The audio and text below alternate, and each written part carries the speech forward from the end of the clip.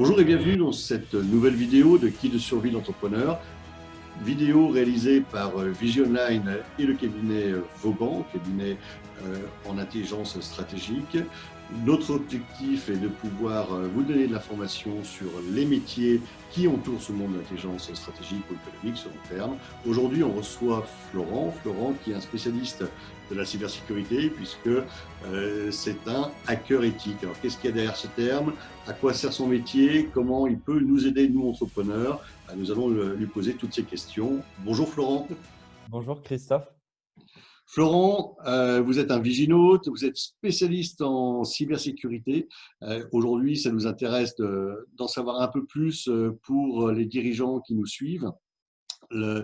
On parle de consultant, on parle de hacker éthique. Qui êtes-vous tout simplement? Quelle est votre définition, la définition de votre poste? Je dirais que les deux mots ont à peu près les mêmes définitions, même si hacker éthique est plus souvent utilisé pour mettre en avant le côté autodidacte et le fait de toucher à plusieurs domaines, notamment du coup par le biais de CTF ou de Bug Bounty. Moi, je me définirais comme hacker éthique pour le côté fier d'être autodidacte. Et Alors, hacker, ça fait un peu peur, quoi, parce que justement, on essaie de se protéger, nous, dirigeants d'entreprise, des hackers. Vous dites que vous êtes hacker, comment vous pouvez nous réconforter un petit peu? les mentalités, elles changent doucement, même plutôt rapidement, je dirais, avec l'arrivée du coup du Bug Bounty et de tout ce qui est responsive disclosure, où il y a moins d'attaques qui sont… Enfin, il y a tout autant de groupes qui font des attaques nuisibles, mais il y a de plus en plus de chercheurs en sécurité qui portent ce terme-là et qui, du coup, sont plus du côté white hat et aident à sécuriser, enfin, aident les entreprises à se sécuriser.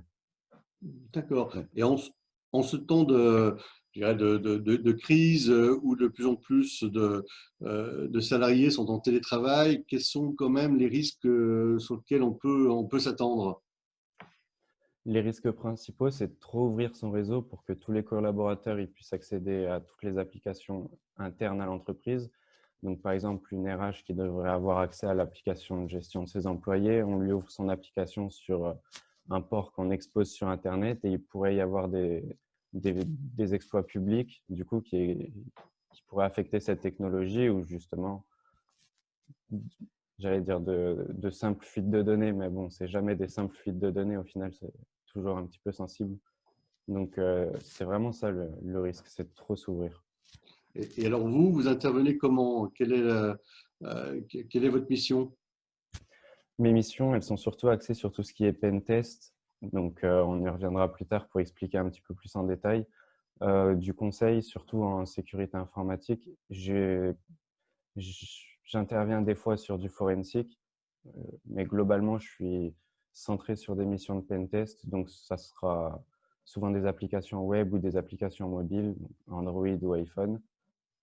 Et mon but, c'est de me mettre dans la peau d'un attaquant pour essayer de trouver des vulnérabilités dans l'application ciblée et pouvoir ensuite aider l'équipe de développement de l'entreprise à remédier à ces vulnérabilités en apportant les correctifs qu'il faut. D'accord. Et si on devait donner c'est très à la mode ce terme, mais des premiers gestes barrières en cyber dans une entreprise qui commence à mettre ses collaborateurs en télétravail, quels seraient ces gestes barrières? Vraiment le minimum vital, on va dire. Je dirais que la sensibilisation, c'est vraiment le pilier de tout.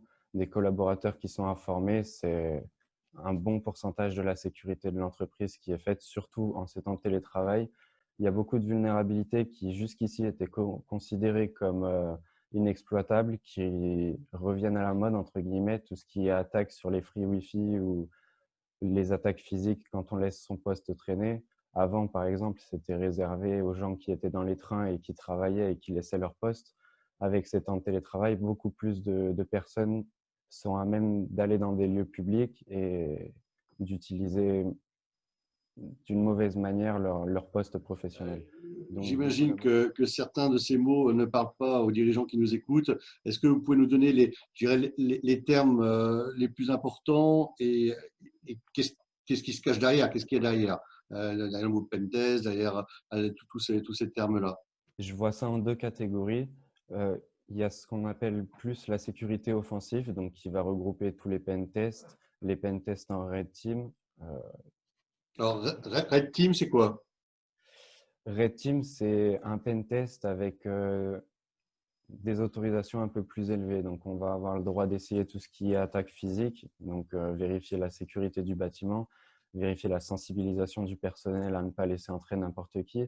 On va pouvoir tester encore plus la sensibilisation du personnel en essayant d'envoyer des mails de phishing, des mails usurpés avec des faux liens pour les piéger.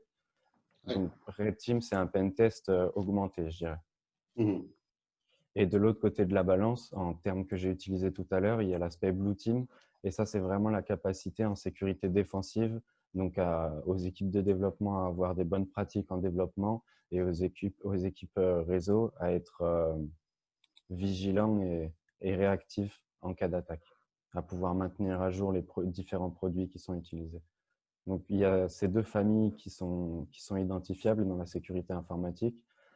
Et dans ces deux-là, du coup, dans la sécurité offensive, il y a le mot que j'utilise depuis tout à l'heure, le pen test, qui est un test d'intrusion où on vise spécifiquement une application comme si on était un attaquant, dans le but de pouvoir identifier toutes les vulnérabilités et proposer des recommandations à l'équipe de développement. Écoutez, merci Florent. Je pense que là, ça nous a ouvert les yeux sur qui se cache derrière les pentesters et les hackers éthiques et qu'est-ce que vous pouvez faire pour nos entreprises. Donc, un grand merci Florent de nous avoir un peu vulgarisé, je dirais, ce métier qui est quand même compliqué. Puis sûrement à très bientôt, en tout cas sur la plateforme Vigie, puisque vous êtes un Viginote. Et donc, on espère vous voir très bientôt. Merci Florent, à bientôt. Merci à vous, à bientôt. C'était donc Florent qui nous parlait de son métier de hacker éthique, de ses missions qui peuvent nous aider, nous, entrepreneurs, dans nos entreprises. On le retrouve bien sûr sur la plateforme vigie.online si vous voulez le contacter pour une mission. Nous, on se retrouve lors de notre prochaine vidéo sur un autre thème du métier de l'intelligence économique et stratégique. En tout cas, à très vite. Merci, au revoir.